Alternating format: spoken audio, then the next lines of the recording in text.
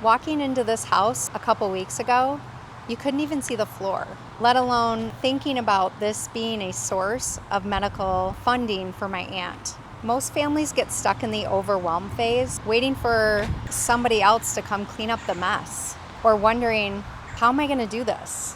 While the biggest asset that they own is sitting and decaying. That was my aunt's house. This house has been sitting empty for 3.5, 4 years. She couldn't live in it. It basically got condemned, and I can't even imagine someone using a walker to try to get through the chaos that was happening in this house. So we moved her into a condo 3 or 4 years ago, and then that house got hoarded as well. And you try to understand how this could happen. How could anybody live like this? And then you start to put yourself in their shoes. It's crazy to think about how some people live and they feel like it's just fine, even though it's a safety hazard. And physically, they shouldn't be in there. My aunt was diagnosed with stage 4 cancer. She has 1 year to live, and so we had to figure out how to get money from her biggest asset so that she could have money that she needed for her medical. We don't know how this trip is gonna look, but we have to give her the best shot that we can. This house was all she had.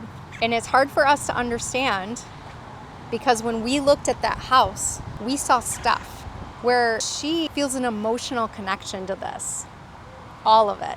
She's had some very hard times in her life, and she didn't know how to navigate her emotions. So her emotions are attached to these things instead of relationships. It's all about stuff. And I have everything in place now so that if anybody else is going through this, I know what to do. I've been through it twice, personally. And this is probably more of an extreme situation, but it's all overwhelming when you're not used to dealing with this. So I'd like to take you inside and show you what the house looks like now as well. Let's go. So this is the front of the house. It's on a great street in a great neighborhood in St. Pete. The house around the corner is pending sale for $570,000. So you open the door and it's a nice open floor plan. This room was probably the most overwhelming. It used to have a wall that was taken down, as you can see. I'm going to take you to the garage conversion, which is a one of 2 en-suites. Can you imagine somebody living in this? So we're gonna go through the kitchen, and this was the laundry room. It's got HVAC. And then while we're here, I'm just gonna take you outside. It's got a good sized backyard, all fenced, screened-in porch. A lot of damage for sitting so long. Nice big shed. Go back in. Okay, let's hit the screened-in porch here. Now let's see the second bedroom. That is a closet here that is also has an ensuite. Walking into the third full bathroom.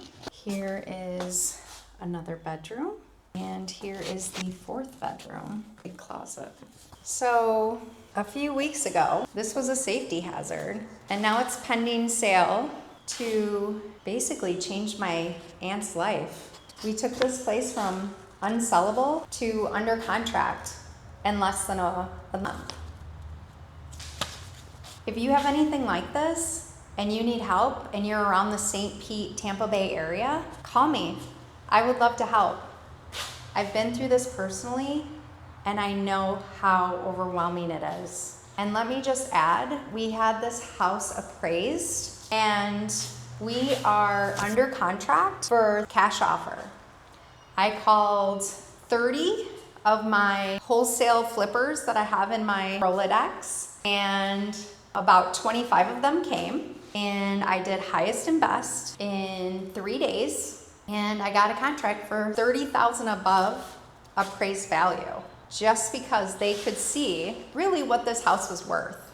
When this house is gonna be completed, it's gonna be gorgeous. And maybe I'll even be able to give you an update. So I'm Heather with haviland.homes at KW St. Pete. If you need help and you feel overwhelmed, give me a call. Let's chat. I want to see if I can help you.